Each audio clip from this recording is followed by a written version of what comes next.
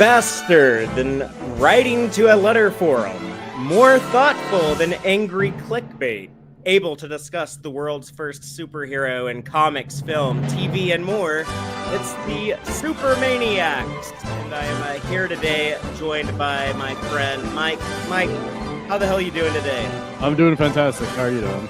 I am pretty good. I'm excited to talk about one of my all-time favorite, not just superhero movies, but I guess all-time movies in general, but the 1978 Superman the movie. Yeah, this movie holds a special place in my heart for many reasons, and mostly because this is going to sound crazy. It's the movie that makes me the happiest after watching it. No, I totally get that. As a major film buff, I know that we have a lot of like special return watches. For example, there's like a particular couple of movies I like to watch. Like whenever I was younger, whenever I'd like end a relationship, I'd be like, oh yeah, I have to get drunk and watch 300 followed by Inglorious Bastards or something like that. So, but yeah, like sometimes if you need like a pick me up, something to make you feel good, then yeah, I have a small list, as everybody does. One of my friends is on, for some reason, his list has Spider-Man 3 on it. I don't hate Spider-Man 3. There's a lot in it that I do hate, but I've seen worse Spider-Man movies. I'll put it. No, I have too. It's just I was surprised that was one of the ones he had on there. Yeah, I don't know if it would be on like any like short list of mine, but if if you're stranded on a desert island, what are you bringing with you? I don't know if Spider-Man 3 would make the cut, but yeah. I think it's more because I was surprised because it has a lot of relationship issues in that one. I was like, that is an interesting one to pick, but sure. You know what would be fun is when we discuss the Superman movies that aren't as good, because there's also been some not great Superman movies. But yes, but I feel this one is so far as of April of 2025. This remains the GOAT in my opinion. It's the best Superman film. 100%. And for many different reasons. One is that it's the only one that Richard Donner made from beginning to end. Yeah, that's a great point. Although a lot of people would say the second best Superman film is Superman 2. That's the one that Richard Donner made 75% of. Yes, and then what was his name? Alexander Salkind is what I would say. Alexander Salkind was the producer. I was trying to remember who directed the second one. Oh, Richard Lester directed. Richard Lester, sorry. Yeah, because some of the things that are made fun of the most of Superman 2 are directly because of him. But we'll get to that whenever we get to Superman 2. Yeah. But right now, keeping the spotlight on Superman the movie, as it was called, which is another interesting thing about James Gunn's film coming out this year, just being called Superman. So that's the thing I didn't think about until he had decided to do that. Because before we knew it as Superman. What was the working title? Superman Legacy original. Legacy, that's right. Superman Legacy, which makes sense for what we know of the plot currently. But when he was like, wait, I realized that Superman 1978 isn't called Superman, it's called Superman the movie. Because that was the thing a lot of movies had back in the day, was when you made a movie of something, it was the movie. Like Cabbage Patch Kids.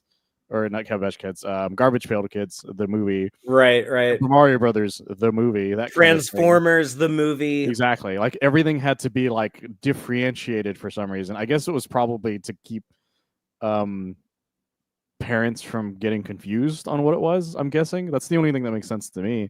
Because even I think 1966 is Batman the movie too, right? Right. Yeah, the very first Star Trek movie was called Star Trek: The Motion Picture. Exactly. So nothing was just called whatever the title was up until like apparently 1989, where Batman was just Batman for the first time. So I never thought about that until he's like, wait, I can do that. I can do that. Use that as the name now, and I'm perfectly fine with it. And that movie will be here in like 10 or 11 weeks. So not much longer until we finally get a Superman movie just called Superman by itself. Yeah, it's not very far from now. I pre-ordered the figure that comes with the crypto, by the way. Is that one of the McFarlane figures? Yeah, they put it up for pre-order, I want to say last week. It's pretty expensive though, but I think that's due to the current climate of things. But it was like $50 altogether, I think, after tax and everything. So Yeah, and like who knows how like the crazy economic craziness with the tariffs and everything, how that's going to impact the merch for this movie, but Exactly. But I'm very excited. So because I already pre-ordered it, I'm assuming they already got them if they put them up for pre-order and have a set price. But we'll see how the rest of the figures are because people are still discovering those figures, like the Superman versus Kaiju one. People are already speculating on what's going on with that one. But we'll see how that plays out.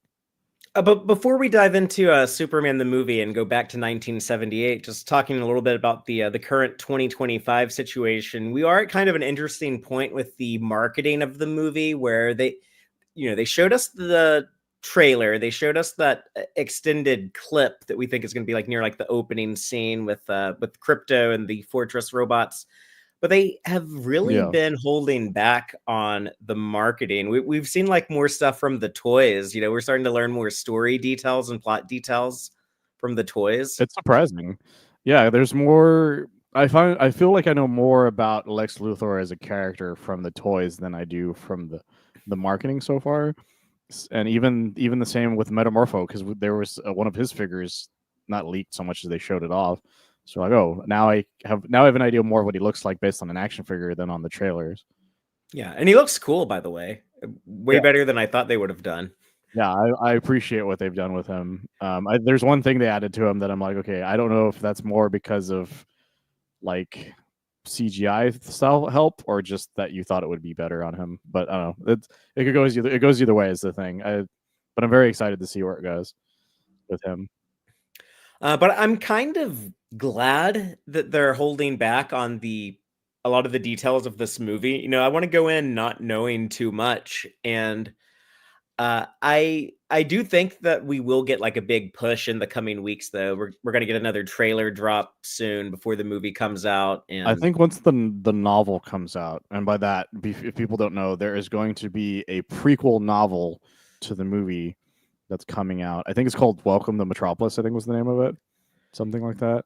Which I plan on buying so I could read that because I assume it's supposed to be like the beginning of his career. So I'm curious to see how that if that adds to anything to the movie. You know what I mean? yeah.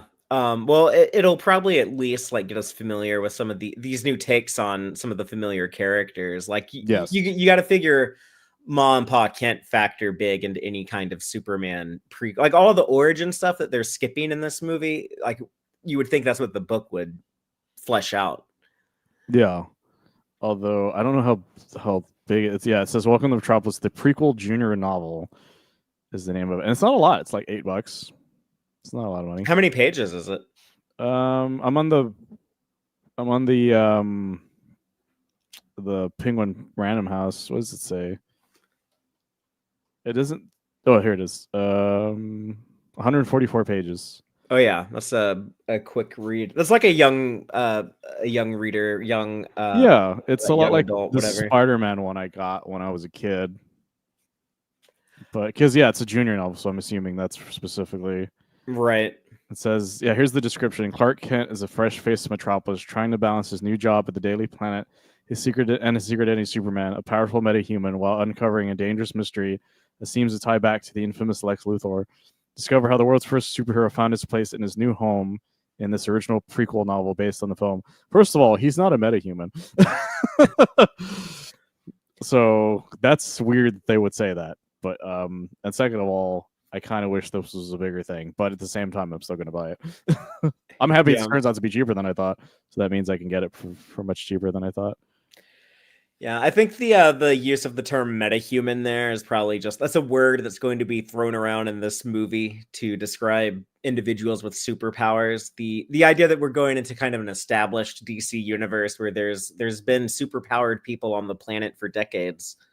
Yeah, they're the one who basically. I know there was one story where that's where metahumans was coined, which was the invasion storyline.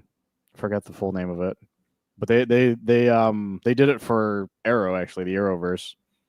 It was those yellow aliens with the Right, circle the on their head. Dominators, yeah. Yeah, the Dominators. That's what they were called.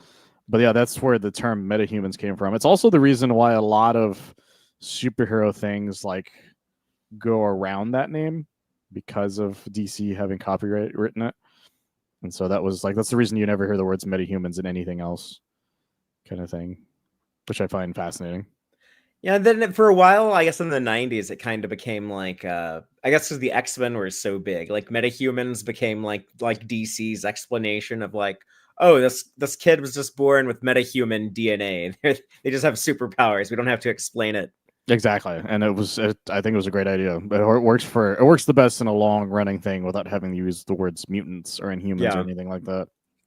Yeah, so DC's mutants can be metahumans. But speaking of the comics, though, right now they've kind of already started the Summer of Superman event they're doing this year to kind of tie into promoting the movie. But Yeah, so I read. Did you read it? I have right here the Summer of Superman special by Mark Waid and Dan Slott, Joshua Williamson. I haven't read it yet, but I've been meaning to. It's been on my desk for a week or two, but.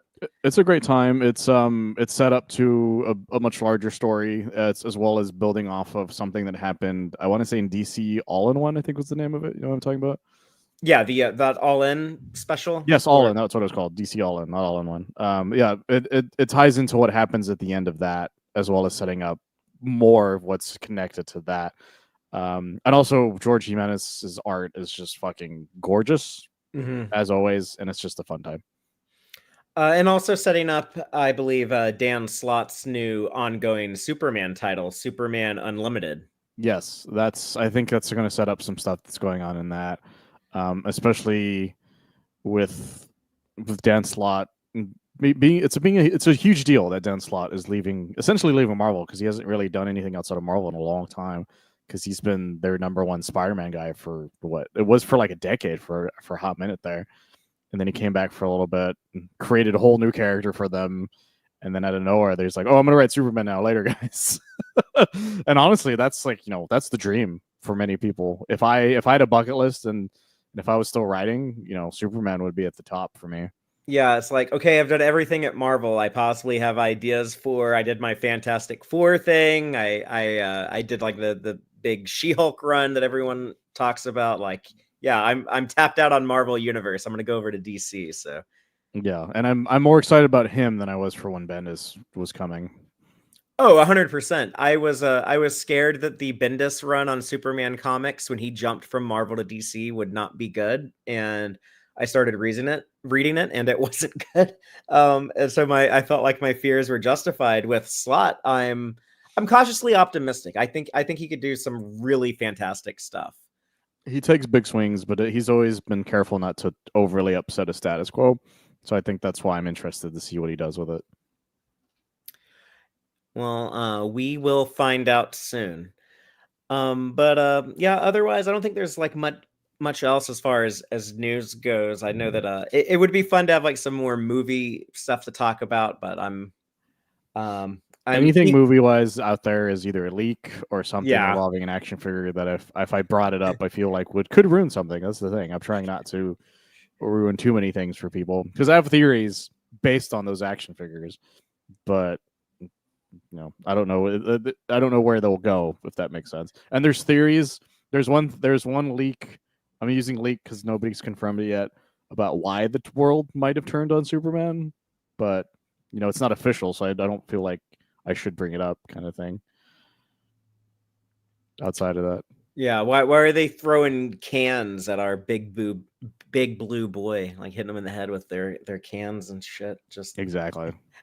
yeah, it seems like he's not a popular guy, at least at some point in the movie. But yeah, we'll get some more press stuff and like a trailer or something to talk about soon. But in the meantime, let's talk about 1978 Superman the movie. Which, if this movie hadn't been like a big hit, like who knows if they would even still be making Superman media now or like superheroes at all. But like the genre have lasted. This movie was huge when it came out in '78.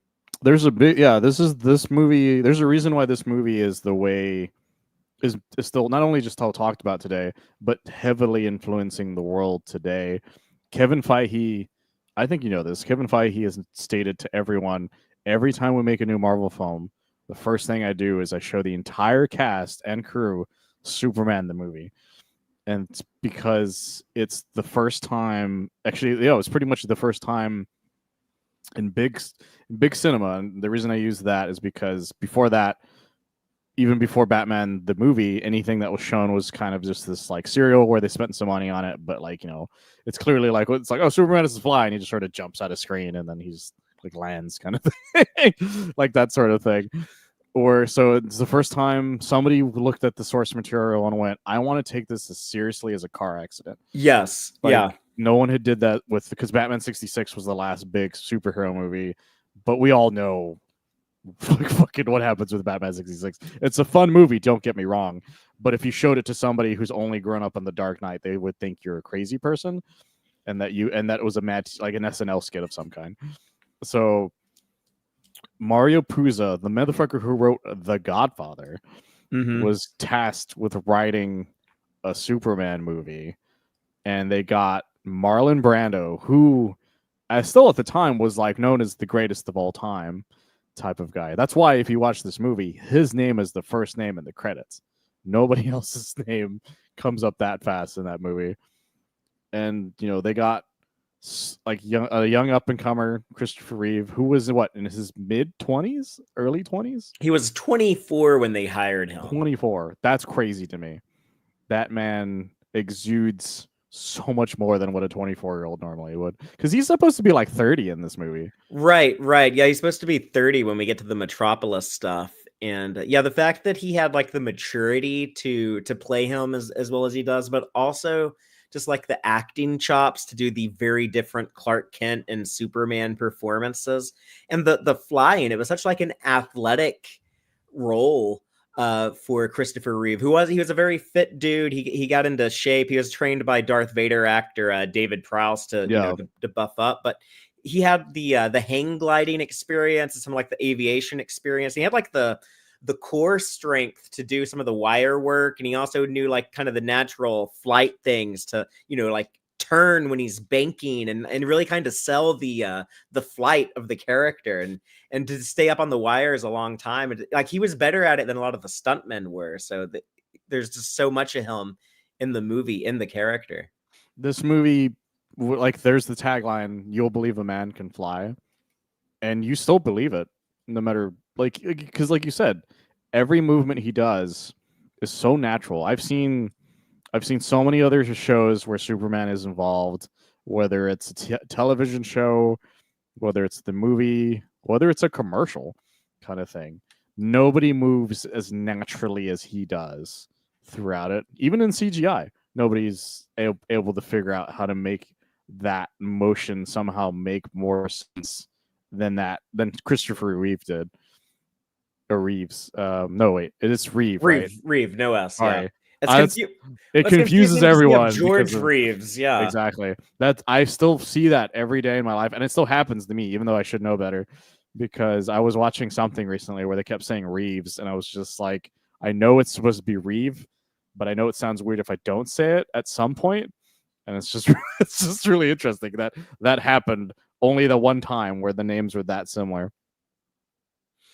But Richard Donner talks about, you know, how lucky they were to find Christopher Reeve and to hire him, because they were so confused about how do we cast Superman. They tried like all of the big names in Hollywood. No one wanted to do it. Like Burt Reynolds didn't want to do it. Robert Redford didn't want to do it. Clint Eastwood is famously known for mentioning that he got very close to doing it and then decided not to. Yeah, like Arnold Schwarzenegger was considered at one point. Muhammad Ali was considered at one point, and they eventually. I'd watch either one of those. I think that'd be awesome. That would be fascinating. But yeah, they ended up going with this young unknown actor. But pretty early on, they did cast Gene Hackman and Marlon Brando, I guess, to like give the movie some weight and some, it adds a gravitas that nobody expected to that movie. That's why, yeah, I think they're the first two names in the movie, and then I think after that, it's either Christopher Reeve or the guy who plays the chief. Is what I want to say. I just saw the movie, but I can't for life of me remember the exact order the credits are in. But Marlon Brando is notoriously known for getting an entirely huge payout for this movie, to the point where that's why he's not in any of the other movies, because they don't want to pay him as much as they would have if they've kept him in all all 4 movies. Yeah, even though they had shot stuff for Superman too that they use in the Donner cut, or that they use in Superman Returns. In fact, Yes. he came back for Superman Returns. But um, but yeah, that's Jackie Cooper who plays Yes. Perry White. One of But the original Little Rascals. and Glenn Ford, who plays Jonathan Kent, was a big name at the time too. Yes, he was a huge deal at the time. Because everybody they got that wasn't just Christopher Reeve was already a really big deal at the time for the most part, outside of, some of the smaller people like the guy who plays Jimmy Olsen. I'm trying not to be like mean because the problem is I don't remember cast names as well as I would like to for this movie. Because that guy the guy who plays Jimmy is the only one in all of these Superman type films. Mark McClure, right? He came back in Yeah. Smallville. He had a cameo in Smallville at some point, didn't he? Yeah, he's also in Supergirl. He's the only one who's in all of those. That's true. He's in the Helen Slater Supergirl movie because Christopher Reeve didn't. They wanted him to cameo and he didn't want to. Yeah, they weren't sure what they could do with him yet, and they were going to make more of them if it wasn't for the fact that Chris came back for 4. So that's the funniest thing is that Jimmy Olsen is the only connecting tissue throughout all of these movies, which I find fascinating. But we were talking about how Richard Donner also shot 75% of Superman 2. That this was like a huge production. Like they poured a lot of money into this, casting these big actors, doing some very elaborate special effects, some very experimental stuff. And like the shooting of the movie, like they started shooting, I believe, in the spring of I think it was March of 77, and they didn't wrap until October of 78. So it was like a year and a half straight of production. Well, his plan was to do what they did with like the way Lord of the Rings 2 and 3 were, he was going to make 1 and 2 back to back. Mm-hmm. And he was for the most part until, at the last second they cut him from Superman 2. There's a lot of documented about this movie too. It's pretty easy to read up on it or find documentaries and stuff. But and nobody kept it a secret what happened. Everybody there was somehow there was no NDA about what had happened. Everybody knew what would happen, and nobody would shut up about it. And it's super well documented because of it.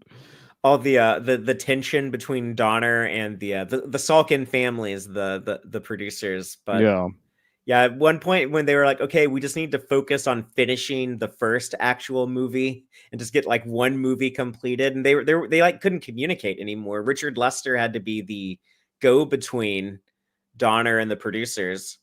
And then after Donner delivered them like this hit, they're like, okay, we'll just wrap up the rest of producing the second movie with Richard Lester. It kind of pushed Donner to the side, it sounds like. So yeah, they don't want to deal with Donner anymore, and it pissed off everyone. Like people talk about it. In fact, I listened to it was like one of the How Did This Get Made podcasts. I think they were talking about either Superman 3 or 4, but they got the guy who played Non, who Jack O'Halloran, very famous for a number of reasons, not including just Superman the movie and Superman 2. And he talked about his time on that movie, and then he talked about the time Richard Donner got fired, and he was like, it was very tense. People almost didn't want to finish the movie. Like that's the reason why Gene Hackman kind of just is. He wouldn't come back. Kind of spliced together. Yeah, from stuff they used. There are lines of dialogue in Superman 2, the theatrical cut, that's like someone else dubbing over Gene Hackman's voice to say lines because he wouldn't come into like ADR new material. Exactly. And so you watch that movie knowing that, and it makes all of Lex Luthor scenes make so much more sense. And as well as like even some of the lines from other characters, because everybody was so pissed off. But there was a lot of them were under contract, and this was their thing, so they had to be there for a lot of it. It's also the reason why Margot Kidder is barely in Superman 3 because she was pissed off at the Salkins and I guess was talking shit to them. So they're like, fine, we're barely going to use you in the next movie. Yeah, it's fascinating and there's so much about those movies that we can talk about as they go on. Well, you mentioned about the non-actor Jack O'Halloran is interesting to me. It reminded me, I just listened to the audiobook version of Superman: The High-Flying History of America's Most Enduring Hero by Larry Ty. That audiobook is available on Spotify, and it was a lot of interesting details in there. But when they were talking about the production of these movies, one of the things they talked about was Jack O'Halloran is this huge, massive guy to play in like the big, giant, brute non. Obviously, kind of an intimidating big dude that you don't want to piss off. And at one point, the producers hadn't paid him, and he grabbed a producer and like slid him across his desk and said something like, "This is bullshit. I've done a job. I expect to get paid for it." Like yelling at this guy, like, and then they cut him a check after that, but. Yeah, he talked. In fact, that thing I mentioned, he actually talked about that too. Like because it was his first like big gig. Mm-hmm. But and the reason, I'm sure you know this, the reason why everybody was afraid of the guy outside of being a super imposing guy is he had ties to the mob. Yeah, like so he's very famously known for that, and it's the reason why no one wanted to fuck with him. And there's also a famous story, which I'll mention in Superman 2, that also involves something that happened with Chris. But a lot of people don't know this about Superman the movie. There are 3 cuts of this film. Most people don't know this. One is the theatrical, of course. That one is it's the one that we watched specifically. Most of the one streaming on Max right now. One streaming on Max. Most people have access to. It's also the only version on the 4K that I own, so I didn't have a way of watching the special edition again. And so that's the original version. Then there's the special edition. This is also known as the director's cut. Richard Donner had saying this. It adds 8 minutes worth of footage, which adds one scene in particular that I love to death because it sells the scene, but we'll talk about when we get to it. And then there's the 3-hour television cut that was edited by the Salkins, which is the only one that Richard Donner doesn't like, but it adds 30 or 45 minutes worth of footage to it. And it's actually pretty good. It's just the problem is it bogs down in a lot of places because it's a 3-hour version of the movie. It's kind of neat to watch that just to see all the extra stuff they shot. But yeah, it does not flow as well as a movie. But they made that to put on TV and then add more commercials. So they were trying to make it like as long this is anything we have that's like watchable. Let's like edit it in there to kind of pad out the runtime. But it has one scene in particular that like ruins part of the movie, which is that there was a part when he saves Jimmy. That Jimmy's like, I want to get a better picture. So he puts him in a place that takes a better picture instead of being like, no, I have to go save people. So it makes that scene really awkward. Right. A lot of times things were cut for a good reason. And that's why normally with most movies in general, I tend to lean towards whatever, like the original cut, the theatrical cut. Sometimes there are exceptions when like, okay, yeah, this was like the director's actual vision was this other way they had edited the movie. But with Superman the movie, I guess now I kind of think of the theatrical cut as the main version, like the canonical version that I watched the most. But I watched it earlier today, and it made me think like there are some things from the special edition I really miss. Like I've heard you mention this before, but the that Kryptonite gauntlet scene. Yes, the gauntlet that Luthor sets up just before he walks up to Luthor for the first time. Because this is the reason I love that scene so much is that it sells the danger of kryptonite more because you see how invincible he is up until that moment. And it sells a lot. Also, the special edition version is a better setup for if you watch the Richard Donner cut of Superman 2, because it has more of the setup that he was doing for his version of Superman 2. So a lot of people, if they decide to do like a version of watching both, they usually watch the special edition and then the Donner cut right after each other. But if you watch the theatrical and the normal Superman 2, it all works just fine the same way. But both versions are valid because for the most, it doesn't really change that much per se, but it adds enough that makes a lot of the lines really nice because there's a lot of great lines throughout the movie that aren't in the original theatrical cut. One of them is the one Jor-El sentences the 3 Kryptonian criminals that when he's talking to the Kryptonian council, he's like, they were like, well, you sentenced them instead of sending them to death. He's like, at least they were alive, is basically what he's saying. He's like, it's a chance at life. And it says a lot about Jor-El in that moment. as well as the fact that he like also still talks shit to the Kryptonian council as it goes on, because he's just like trying to be like, I'm here because you guys want me to be here, but I also don't want to be here at the same time. And that sells a lot of. Marlon Brando also really sells that, just because he also feels like that in real life. Also, the way he says Krypton always cracks me up. Krypton, yeah. Krypton. People of Krypton. It's weird like that in movies when there's like one character who says a specific word very different from every other character, and you're like, okay, you were just being like a prima donna, Marlon Brando, and I'm sure like 10 people told you to say it Krypton, and you just refused to listen. But he refused, but he also had a lot of great ideas. One of them is that he wanted the suit to have the S on it for his outfit. That was his idea, apparently. yeah, so that kind of made the S the symbol of not just Superman, but of his family, of the House of L. This movie changed a lot for the lore of Superman. Oh, it added so much. Good or bad, depending on who you ask. Like, well, just with Smallville, it really like fleshed out Smallville. It inspired the longest running Superman TV show ever. You know, Tom Welling has spent more hours as Clark Kent than anyone else. Like that show is entirely based on the first half hour of this movie. Yes. The fact that like the Kents are like on a farm and they're not at like the comics they were like running like a general store in town in the Superboy comics at the time. So like they put them on the farm and like that kind of classic Norman Rockwell Americana vision of a house on the farm. But having Smallville be in the state of Kansas, that was a creation of the movie. The comics had never been at a state before. Yeah, and everything involving the crystal technology of the Kryptonians was not a thing prior to that. Mm-hmm. Like they were very just much like normal alien, not normal alien, but you know what I mean? Like it was alien technology that was like things you could feel, look at, that were machine like. Where this movie is like everything is contained in crystals, and which is very interesting because not a lot of stuff, or a lot of stuff used that for a while until eventually they kind of reverted back to more of a science tech looking view instead of just crystals.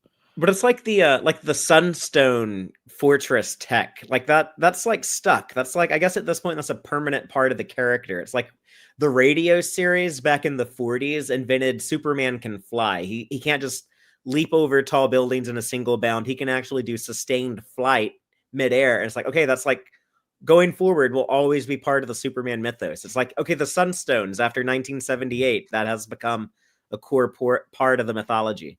I think Kryptonite's my favorite, like, weird story as to why it was invented. What do you mean? So the reason Kryptonite was invented for the radio drama as well. Oh, right, yeah. But the reason for making it was the funniest goddamn thing I've ever heard in my life. Right, because the voice actor needed to like take some time off. So. Yeah, he wanted to go on vacation, and they're like, Kryptonite, it changed my voice because of the pain.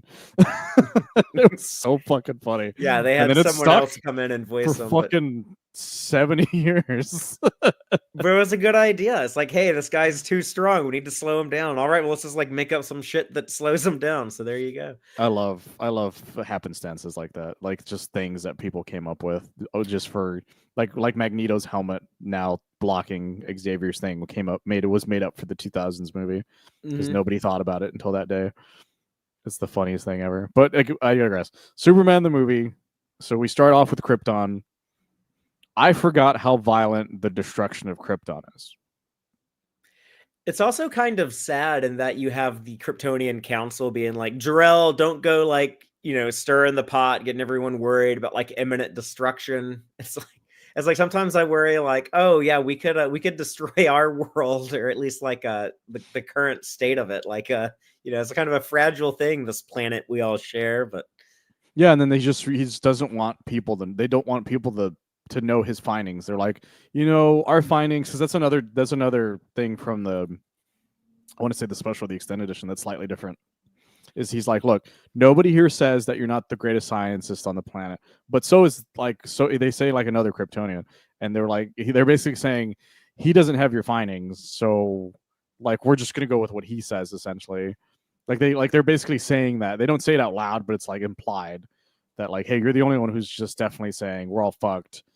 And he's just like, sure, whatever. And I love the line that he says that when he's like, neither me or my wife will leave the planet Krypton. Like it's such like semantics that he's throwing at them. He's like, I promise, we're not leaving. He's technically correct. I love him in this fucking movie. He's so much. He's so the gravitas that Marlon Brando gives this movie. Even though I know Marlon Brando was a crazier person by this point. Yeah, but as an artist, as an actor, incredibly talented. Super talented, and his performance has lasted generations to the point where they made fun of it in the first Megamind movie. Mm-hmm. It's so funny the way he does it because he does the weird he does the weird accent and everything, and it kills me every time. And then it's the way the clothes look, the brightness. Like Krypton it's not the way it was, in the Silver Age and where it was this more sci-fi looking world that with flying cars and stuff, but it's not the completely sterile world that Byrne did either. But the way the crystals make it so alien, but in this weird, almost elegant way that makes you go, it's so advanced, I don't understand it in any shape, way, or form. You know what I mean? Yeah, but I do feel like kind of the that high tech alien sci-fi nature of Krypton. It did kind of inspire some of the John Byrne stuff. The movie was in a lot of ways it was kind of like 3 different productions because they had like they shot all the Krypton stuff together, and that was all on a soundstage at Pinewood in London. Oh, and okay. then they did, the Smallville stuff, and they shot that in Alberta using Canada for Smallville, another thing that the TV show would do. Yeah, it's a very nice area.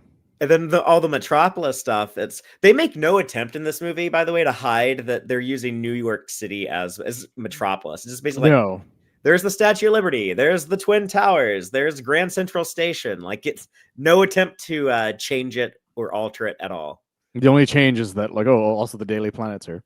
You're like, okay, yeah, that's neat, I guess. The only difference. But it was kind of like almost 3 different movies. And when I was watching it today, I timed it out. There's 23 minutes before you see baby Kal-El crash on the side of the highway. And when we transition from the Krypton stuff to the Smallville stuff, so it's like a whole episode of Superman the Animated Series, basically, like set on Krypton, which is how they start that show. Yes. Another thing I don't forget so much as I always dread is the fact that there's nudity of this of baby Kal-El in the beginning of this film. Zack Snyder did that too, though, and in Man of Steel, there's some baby nudity. It's not as showy, but yeah, he goes like this, like he spreads wide. That poor kid, like that actor talked about how, like, growing up, like everyone at school made fun of him because everyone was like, aha, we saw you we saw your little baby weenie in Superman the movie. So I feel so bad for that guy. But I mean, now it's kind of cool. It's like, oh, I'm one of the few actors who played Superman. So I played Kal-El of Krypton. So that's the thing. If I had that chance, that's all I would tell people. I wouldn't even tell them which part. I'm in Superman the movie. I'm going to tell you when. Yeah. The exact moment. But he's fantastic. Even in that little scene that he has, he's this happy-go-lucky little kid who's just kind of just happy to be there type of thing. And then I love the fact that Martha is the one that's just like, because this is another thing the cartoon did that took as well, that they're like, I am keeping the child. Yeah, I guess that's more like the maternal thing or how we kind of generalize, but yeah, it takes 23 minutes to get to Jonathan and Martha Kent. And then it's at the 47-minute mark is when you actually see Christopher Reeve as Superman in the fortress. So we have over 20 minutes on Krypton, and then we get over 20 minutes in Smallville before it's only like the remaining hour and 20 minutes or so of the film is actually like Superman active in Metropolis. Yeah, and I remember watching when I was a kid, when I watched Teenage Clark Kent, Never occurred to me that he was dubbed the entire time when I was a kid. Right, yes, Christopher Reeve's voice. Oh, but it works so well. They did a really good job. It took me years before I ever knew that. And Yeah, I remember thinking to myself, it's really interesting. They got a guy that sounded just like Christopher Reeve. And then one day somebody's like, no, they dubbed him. I'm like, really? They did a really good job with it. Because most movies, when they dub over anybody, no matter, even if they plan it, it still doesn't work out. But they did it beautifully for even the guy's like emotions and his face and the way Christopher Reeve delivers the lines still works amazingly. I've watched this movie like trying to keep that in mind and trying to remember and trying to like watch the mouth and see if it lines up. And I always it's so natural that I always forget. And I just start like, here's Clark and Jonathan Kent, talking on the farm, and I end up just like forgetting to watch for it and just enjoy the movie. I But think the only time like you can kind of notice it is in the beginning part, but even then, like they do a great job with it. And then I forgot about Brad, who comes back in Superman 3. I forgot that was the same guy. So that's interesting. Oh yeah, Lana's high school, I guess, boyfriend. Yeah. But They reused the name at least because it's not the same actor, of course. But the character, I'd forgotten he's actually legitimately in Superman the movie, and then he shows up in 3 randomly. if they made this today, though, they probably would just name the bully. His name would be Kenny. Yeah, they would definitely use Kenny, which I'm cool with. They use Kenny. That's what they did in Man of Steel, actually. Mm-hmm. Kenny's in Man of Steel. And he's shown up in like a few other adaptations. I think the Superman the animated series when the Legion goes back in time. Oh yeah, that's right. He's in that. Uh, but what we were also talking about, like the things that we miss in the special edition versus the theatrical cut. There's that cool cameo in that Smallville era of the Oh, the movie. train part. Kirk Allen and Noel Neill, the original Superman and the original Lois from the serials and the TV show. Yeah. And they're Lois's parents, so that's basically Sam Lane. Kirk Allen played both Superman and Sam Lane, I guess, on his resume. It's also a strange moment because Lois is like, what, 12 or something? Yeah, she's not very old. Which is like it adds this weirdness to some of it, but you get over it because they're adults by that point, so it doesn't really matter. But it is a very strange moment. I think that's the only reason why it being cut isn't super weird, but at the same time, it's such a great cameo for those two.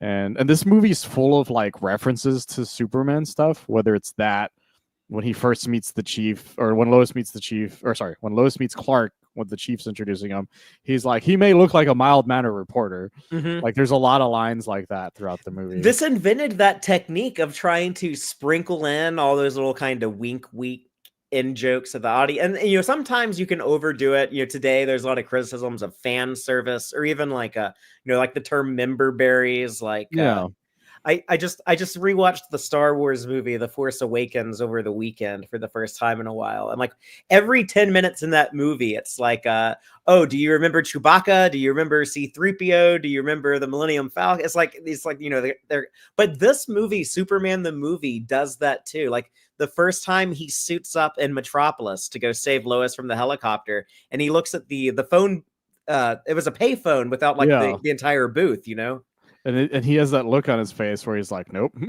And it's such a big thing, and you don't understand. Like if you don't know anything about Superman, you don't understand why that sequence is as funny as it is. Mm-hmm.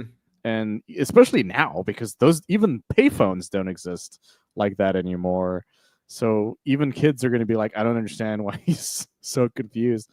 And then there's the sequence with Otis that making like lines about Lex here and there that are also references to things about Lex. Like there's so many lines throughout this movie that you're just like, that's a thing from that you're referencing because of many of the things, whether it's Truth, Justice, the American Way, whether it's Mild Mannered Reporter, whether it's the phone booths, or even the way he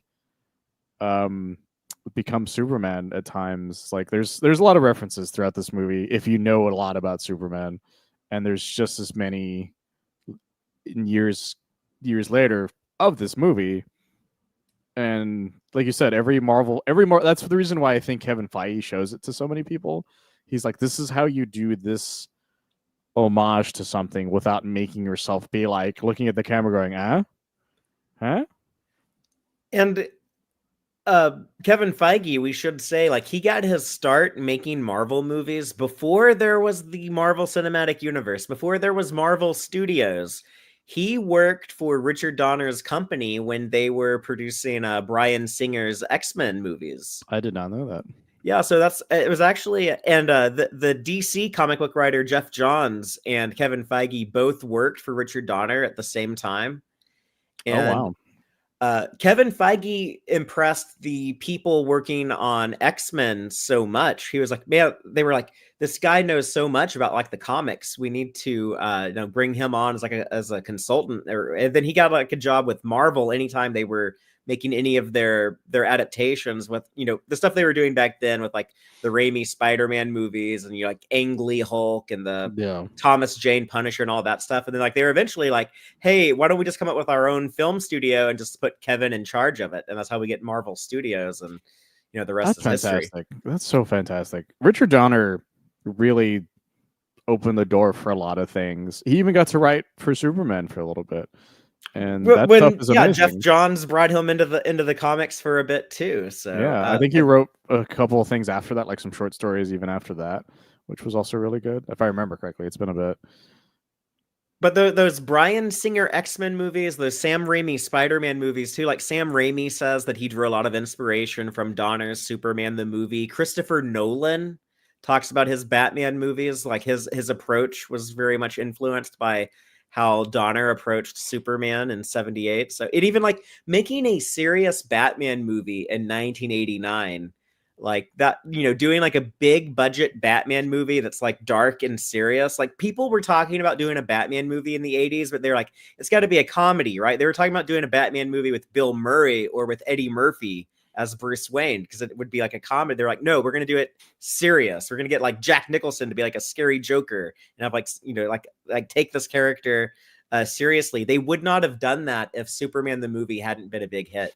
Oh no, absolutely not. And then I feel like Chris Nolan essentially redid the whole thing again when, Batman and Robin was basically a comedy and nobody took it seriously anymore.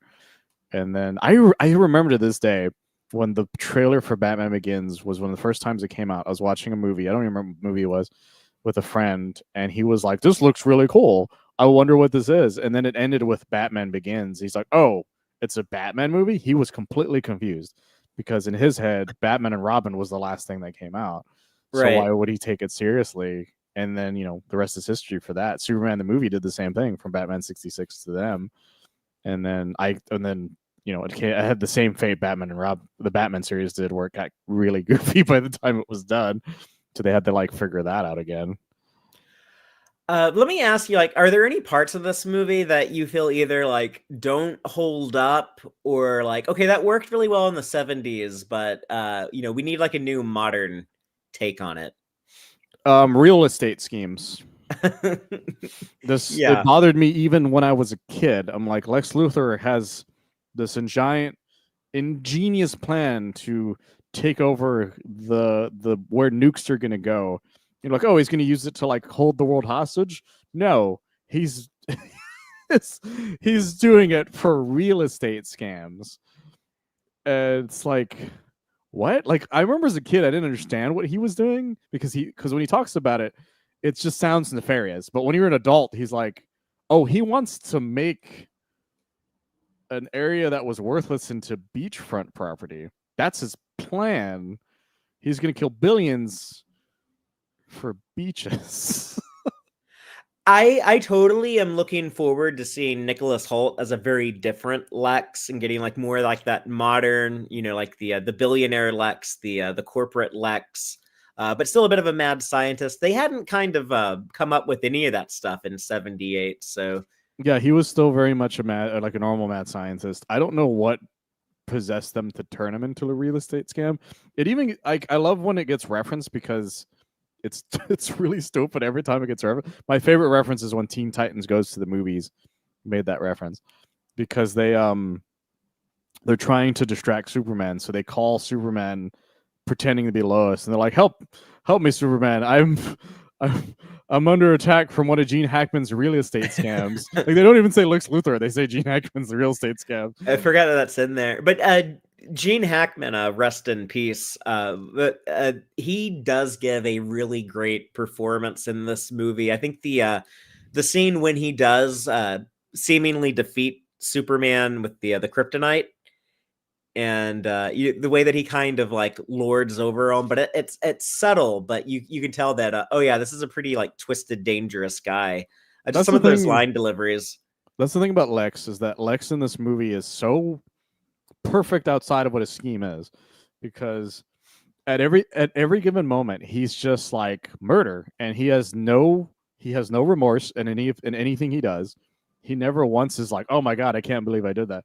He's always just like, okay, on to the next thing. Like when Otis is being followed by those cops, and he's just nonchalantly like fucking with switches to be like, okay, and now that guy got run over by a subway train. And then he just makes fun of Otis for like 15 minutes before Otis even walks into the room. Yeah, it's amazing that brain can generate enough power to keep those legs moving. It's like the first thing we hear from him is he's just being callous and dismissive and kind of funny, but also an asshole. He's so menacing because never at any moment he never really raises his voice during a lot of these sequences. He does eventually, but it's usually because he hates how stupid Otis is. Like the few times he Yeah. yells like for because of that and because of what Tessmacher leaves. Well, Because he realizes yells he's for his betrayed. girlfriend a lot also, But for the most part, like when it comes to him talking to Superman, he never yells at Superman. He's always just nonchalantly talking to him the whole way.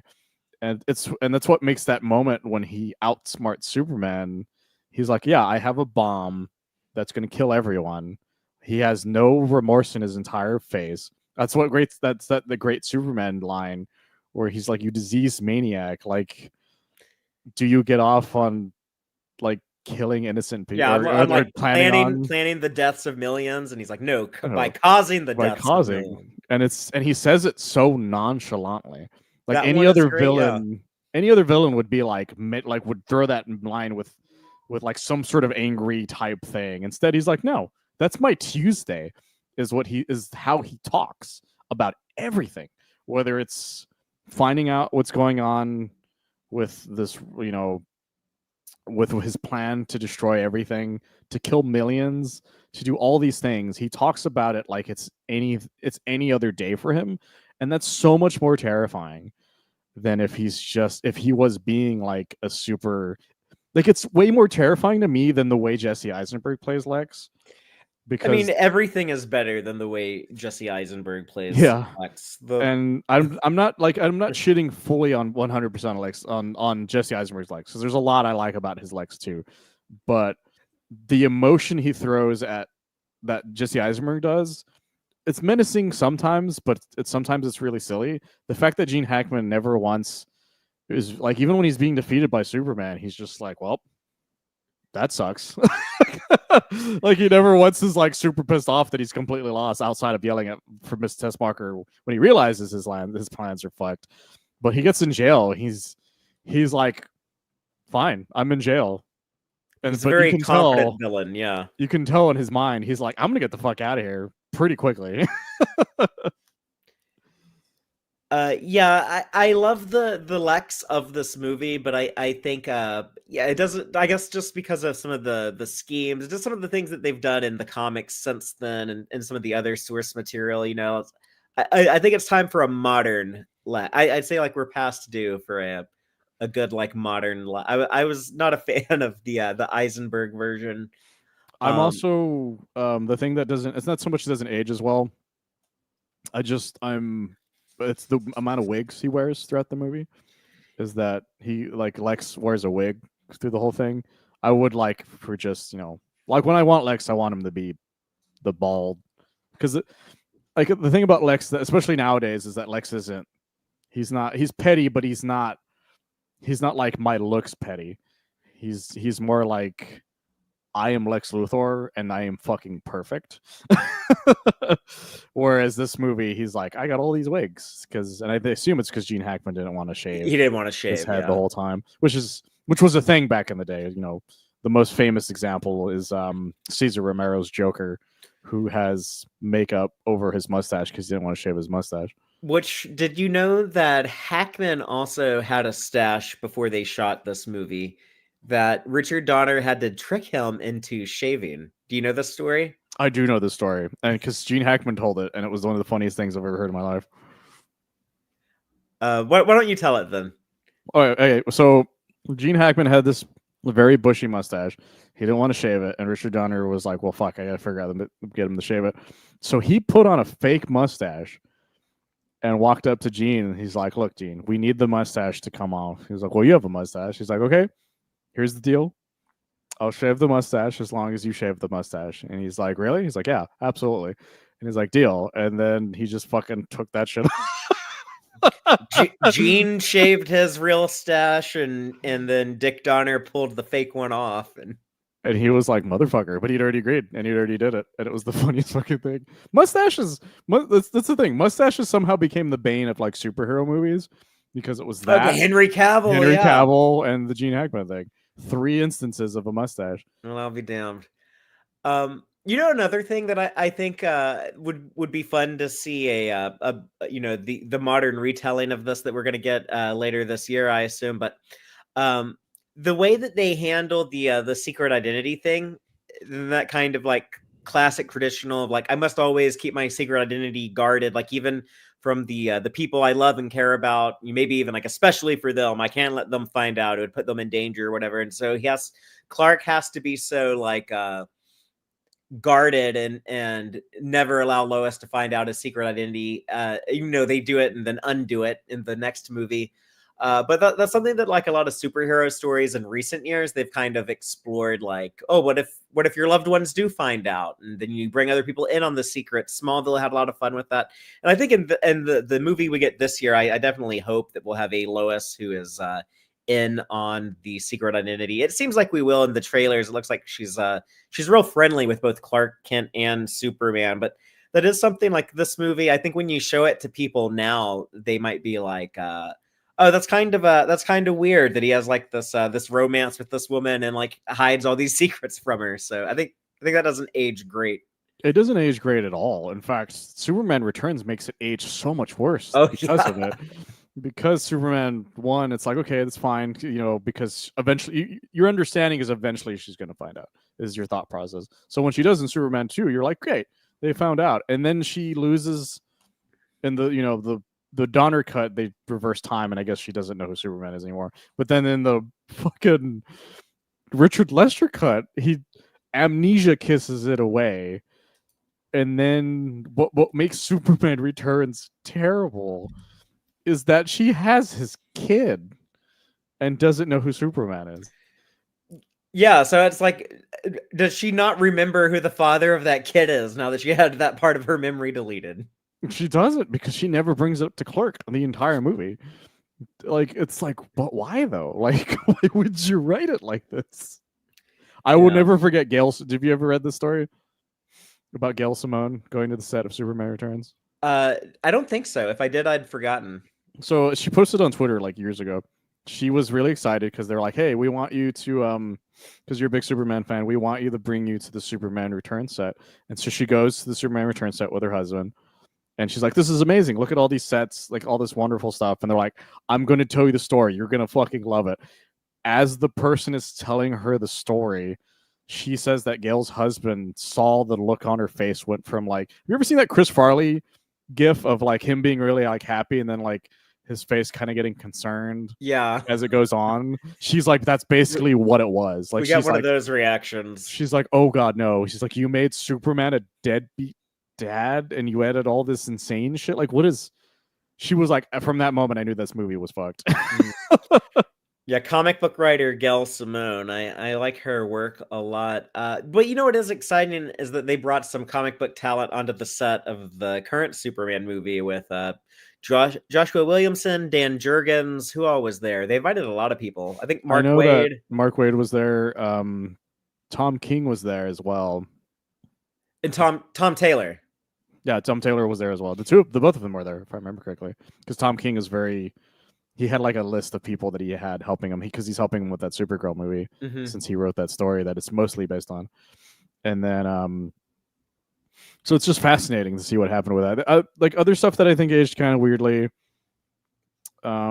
There's just the way Lois almost was fridged. That was very weird, even for that movie. Like, of course they do the famous turning back time type thing for it. But that's just something that kind of bothers me though. Like I love like the special effect of like the turning back time, and as a kid I thought that was like kind of a neat concept, but that originally was not going to be the end of the first movie. They're going to save No. that for the second movie. And it is that kind of like inconsistent powers. It's like, okay, if he can like turn back time at any moment, if he can like fly back in time, then why does anyone ever die? Like he should just be able to prevent everything. So I think one thing that we're better at with like superhero movies now is like having like the more like consistent powers and rules, because these this movie is pretty good, but then like after this movie it goes off the rails. You're talking about like memory erasing kisses, and we also get like the weird like General Zod has telekinesis Yeah, in one scene in Superman 2, and yeah, all kinds of crazy. In Superman 4 you can rebuild architecture by staring at it and just make the bricks stack on top of themselves. That one makes me laugh so much because of Christopher Reeve's face as he's doing it. It's almost like he's like, why in God's name am I doing it this way? But no, yeah, and everything that happens in this movie that's consistent, that's like power wise, that's inconsistent, has been pointed out a lot of stuff. Have you ever heard of How It Should Have Ended? That sounds familiar. It's a YouTube series. If people don't know, it's YouTube. I actually got to meet these people at RTX. That's very popular. It's a small set of animated videos where it's like what we think the movie should have ended with. And one of my favorites is Superman the movie because of the inconsistency, which is he's like, if he can turn back time, that means he's fast enough to go around the world super fast. So Lex is like, how can you catch both rockets? And he's like, give me 1 second. And he comes back with both rockets in his hands, and he's like, look, I got them because I'm Superman. I have seen that. I saw that the animation of that. Yeah, totally. And it's so funny because he's like, yeah, I'm fast enough to go around the world in like 2 seconds. Oh, you don't think I can catch 2 missiles? It's so fucking funny. And then they make fun of it, and they make fun of memory racing kiss in Robot Chicken, where he's like, I should use that more often. So he just goes around making out with supervillains to make them not be bad anymore. People. It's so funny. So yeah, as much as we love this movie, it's like, oh yeah, it's it's not necessarily timeless. There are some things we could do better today if we made it today. And it happens, every movie that's made before a certain point has that moment where you're like, well, this is kind of weird. Like and like even the best movies, even from 2000 onwards, has that issue. Like there's a lot of those movies I try watching. I show to people that are like, oh, this is not aged at all. But Superman the movie for the most part ages really well because it tries to be as timeless as it can, especially for what it's going on at the time. But it's more because like you said, comics changed immensely for both Superman and the world. So real estate scams are not that big of it's not that menacing once you say it out loud. So making that movie again now, it wouldn't work the same way. But that being said, there's so much of this movie that I think that is timeless. That's going to be hard to live up to, like the helicopter scene, for example. If I was having to retell the story of Lois and Clark and having to, they're going to have like their first encounter, Lois Lane seeing Superman in action, I would be so intimidated trying to think of what do I come up with that could possibly live up to that helicopter scene, to the easy miss. I've got you, you've got me, who's got you? Like that is such a perfect cinematic moment. It's not only just the perfect moment where Superman meets Lois, it's the perfect moment where the world discovers Superman. Because everybody's terrified, nobody knows what's going to happen. To everyone in that room, or that room, everyone outside of that watching that thinks Lois is about to die at that exact moment. So when Superman appears, it's this triumphant moment of just like, not only like, hey Lois, I've saved you. It's also a moment where he goes, I'm here. And it's like that's so, and the music and the swelling and the editing, everything is fucking perfect. And it's such a great moment that if you I think it's Mark Waid who it's Mark Waid who wrote Superman Birthright, right? Right, but it's Secret Origin. It was Jeff Johns in Secret Origin that redid that scene. If that's what you're thinking of. They both have Oh, the did helicopter Birthright though. do it too? Well, Birthright has a helicopter saving scene as Hmm. his first appearance to Lois as well. Like, the only difference is it's him and Jimmy that he's saving, or her and Jimmy that he's saving at the same time. Because I think they get shot at. I think is the difference is they're getting shot at, and he saves the helicopter, and he has the helicopter, but he has like them both at the same time. It's another great helicopter saving shot I had because there's forgotten something that. so cool about it. I forgot that was in Birthright, but it's funny that you mentioned that because I was just saying like it's such a hard thing to try to how would you recreate it? And then we just bring up examples of like, oh yeah, these other writers, Secret Origins and Birthright, they just like recreated the same thing again. So Yeah, I guess because it's such an iconic moment. oh, Because like what Man of Steel's introduction Lois is, he crushes a robot. Neat, I guess. well, that does Superman's sound first. cool on paper, like It Superman does, crushing but a like, robot. But but it's yeah, a tiny robot. It's not even like a big thing, and it's not. And he doesn't like. And when he becomes Superman for the first time, he just sort of like when it shows up to save for the first time for the world, it's to turn himself in. Like that's not this amazing moment type of thing. And then there's the like I even like the way the Superman animated series did it, where he saves Lois from Steel Beam crushing her. mhm. But what I like about that moment is that like the rest of everybody's like, "What the fuck is happening?" Like they have a "What the fuck is happening" type moment instead of like, "Oh, this is this triumphant moment." Instead, it's still triumphant, but the difference is that people are weirded out by what he has just done. And then there's my favorite one, which is the Superman and Lois one that shows the first time he shows up there. He saves that kid, or he just saves the people from the with the car and puts it down, and it's just super happy and cheerful, and everybody just sort of accepts him right then and there. Have you ever noticed how in so many stories when they show Superman's introduction to the world, it's like it's something like aviation related, like he saves an airplane from crashing because right after he saves Lois on the helicopter in this movie, he goes on to save the president in Air Force One. Yes. And I know if the 1950s show with George Reeves, The Adventures of Superman, I believe if I remember correctly, in the very first episode of that, he introduces himself to the world saving a blimp that was going to crash.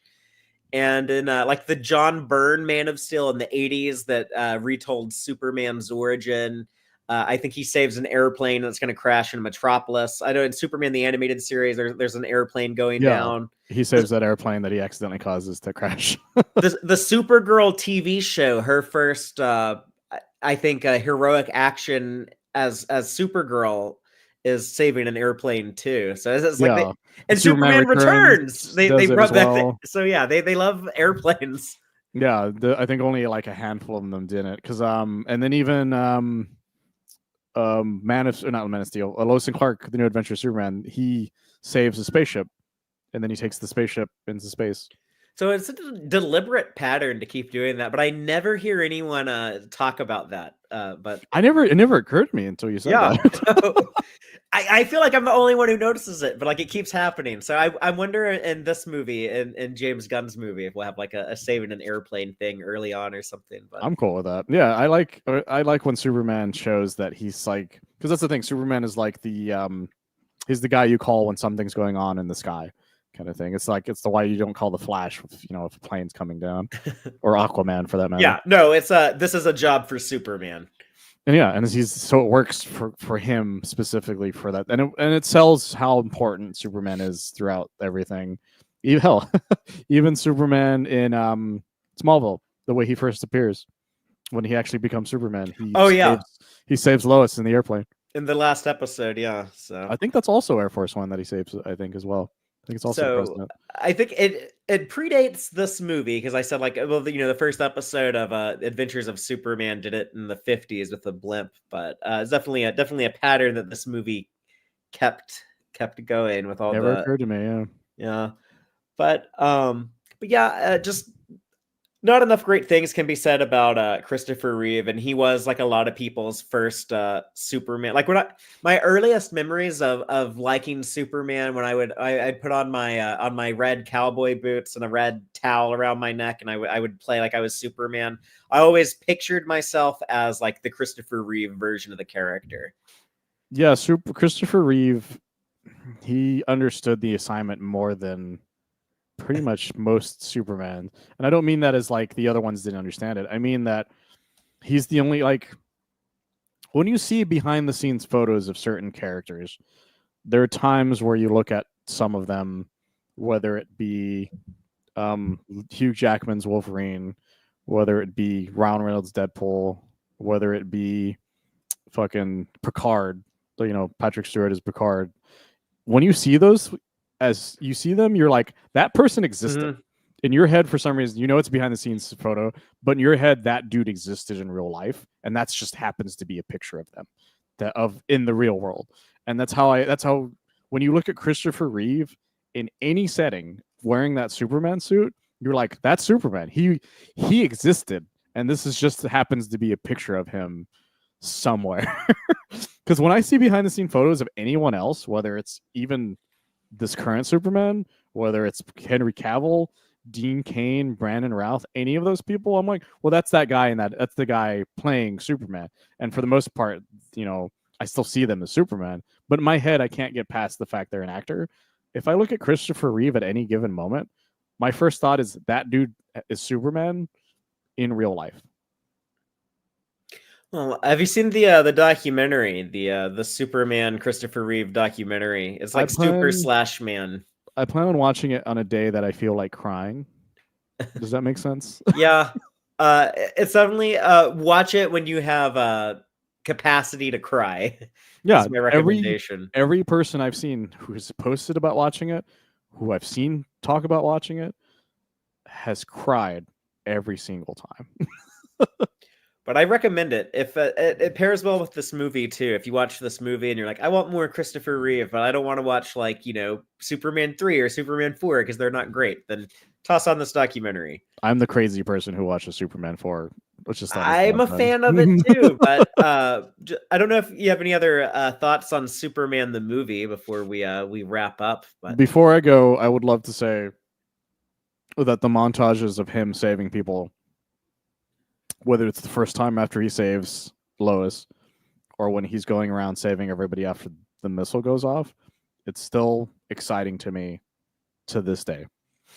Every time I watch it, I get teary-eyed because I'm like, this is how a superhero movie should be. It should be watching a hero save the day instead of like the third act of a lot of superhero movies now are these giant battles against like huge CGI monster things. But they're never there's like a blue beam shooting at the sky, or they start the fight on like something up high and then fall down low to like finish down low. It's like either one of those two things. This is the one thing that Superman Returns got right, in my opinion, is watching Superman save people is one of my favorite things. I could watch Superman save people for 3 hours if I could.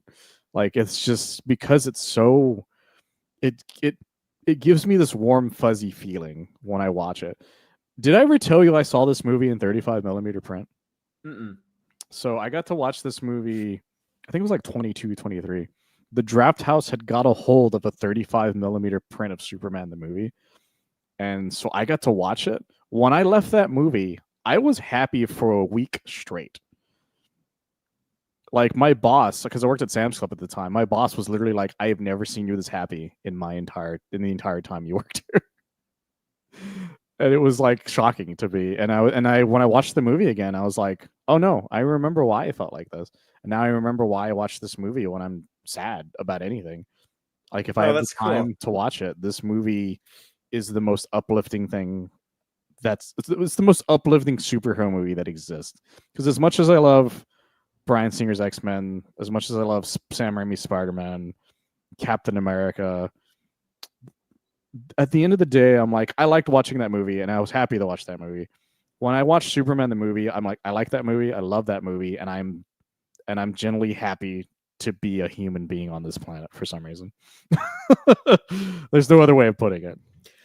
I don't like this movie as much as you do, it doesn't sound like, but I have so much love and respect for it just because it gave us Christopher Reeve, it gave us the superhero genre, it inspired all these other great superhero stories. It had a big influence on the Superman comics themselves. I think a lot of the things I love and respect from like the John Byrne era of comics wouldn't have been a thing without this movie. So it's a huge, important, cannot be overstated how significant this movie is in both the superhero genre history and Superman's history as a character and an icon. You'll never find another movie that's this important to cinema when it comes to an IP than this movie. But I do think it is possible to make a Superman movie that I enjoy more than this one. It's going to be hard to make one that I respect more than this one. Just because. Oh no, it's impossible. Yeah. Like, and I don't mean. Oh, actually, no, that sounds wrong. No, it's not impossible. It's just a very tall order, and I'm hoping that this upcoming movie, will make me feel the same way I feel watching this movie. But I also hope it has stakes that aren't real estate.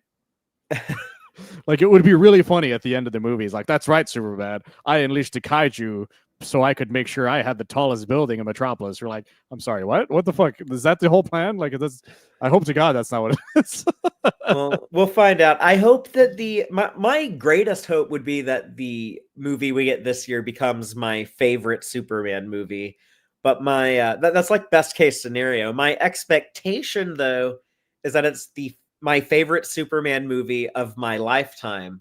That's a very low bar because this has to be better than Superman 4, Superman Returns, and Man of Steel. So. Yeah, that's the lowest bar we have. And all I want to do is I want to be able to watch one of these movies and not have. Okay, because here's the issue I have with all three of those movies is I love those movies the very first time I watch them, but every time I watch them again since, my opinion of them goes lower and lower. Whereas when I watch Superman 1 and 2, my opinion of it goes higher every single time. It's the same way I feel about my experience. Yeah, it's the same way I feel about Captain America, Winter Soldier, Avengers, those types of movies. And if this Superman movie can be like the way I am with like those movies and like Hot Fuzz, like any movie that's a rewatchable, like if I can rewatch that movie and feel either the exact same way or at least something similar the exact same way, and it never goes down, it's just me going, this is a good movie. I have no qualms with it, and the only way it can go down is if if it ages badly later down the line. That's fine, that's fair, because that's the flow of time. I want this movie to blow me away in many ways, but I also want it to stay consistent throughout watches. That's my only real thing. Well, we'll find out in a few weeks, but in the meantime, I'd love to talk about some more Superman movies with you. Superman 2 would be a fun discussion. There's multiple cuts of that movie to talk about as well, famously with the Donner cut. That's going to be an interesting one. I got to see that on a big screen too, the Donner cut. I've recently watched both versions of it because I was showing a lot of these the Christopher Reeve Superman movies to my partner Taylor, who had never seen any. I think she said she's never seen any Superman movie. So I want to do that with my girlfriend because I'm curious to see, because she's actually not a big Superman fan. She's a Batman fan, right? And so I'm curious to see, because she has a very weird sense of suspension of disbelief. She can't get past kryptonite for some reason. I mean, like, it's radiation that affects a Kryptonian and not a human. That's what I said, and she just looked at me like I was speaking Kryptonian or Kryptonese. She's just like, "What? I don't understand." I'm like, but yeah, I'd be curious to hear her takes on the. But with Taylor, she liked Superman 2 a lot, and I was like, "Oh, if you like the theatrical cut, let me show you the Donner cut."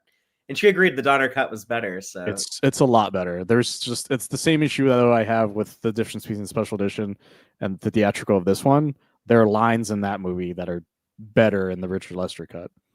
I also showed Taylor the first four, not the first four Batman movies, but like the 2 Burton ones and the 2 Schumacher ones, because she'd only seen the Nolan movies. Oh, okay. And Batman Forever was her favorite of all 4 of them. She loved Val Kilmer as Batman. That's surprising. Did you know that was Bob Kane's favorite Bruce Wayne? I didn't. Yeah, he before he died, he was like my favorite Batman that I've ever seen in his life, at least, was Val Kilmer. I'd be curious who Bill Finger's favorite was, but I don't think he was alive for any of the movies, Now, unfortunately. I So wish I wish he had been around for it because he would have, he would have gotten a hell of a kick out yeah. of that. But yeah, I wish I'm hoping to watch all of these. I have Man of Steel as well on Blu-ray, so we're gonna get to that one eventually. But we just before you guys ask, we decided not to go past that point because we wanted it to be Superman only films. So we're not gonna watch Batman. We're not gonna talk about Batman v Superman. We're not gonna talk about either cut of Justice League. Yeah. This is Superman time. This is summer of Superman, not summer of team ups. So It also doesn't help that he only has like what 15 lines in Batman v Superman. not a key part of that movie, despite being one of the title characters. But he is a key player in Superman 2 that we'll talk about next. So looking forward to that soon. Mike, any other Superman content you've been enjoying lately you want to talk about? The last days of Lex Luthor are finally wrapped up. I saw that. I gave up. I forgot that existed. But yeah, that miniseries has been concluded.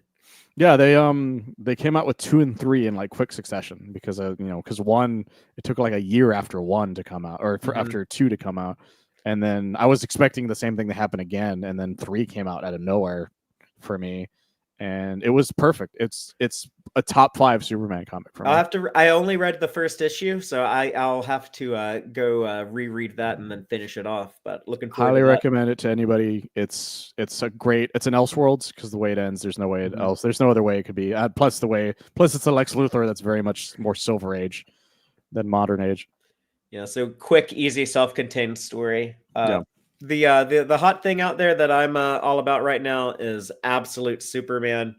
The first 6 issues are out. Just finished the first arc, I guess. But It's wonderful. It's so good. I'm so happy with how the Absolute Universe has been going. I've been reading every single one of them. So far, the one that is the most batshit insane different is the Martian Manhunter one. I haven't read that one yet. I'm curious about it and Green Lantern and Flash. I haven't tried those, but the Wonder Woman and Batman ones are also really freaking good. They're all really good. The Flash one, I like for what it's doing because it's Wally instead. The Green Lantern one actually caught me off guard. I'm curious to see how that one will go. But I think it's only like 1 issue in. Yeah, only the first issue is out, I believe. But I know the other ones that have at least 2 issues out. But yeah, I'm looking forward to see where that stuff goes, and I'm looking forward to talking about Superman 2 in the very near future. But that's gonna do it for today. But until next time, keep it super, y'all.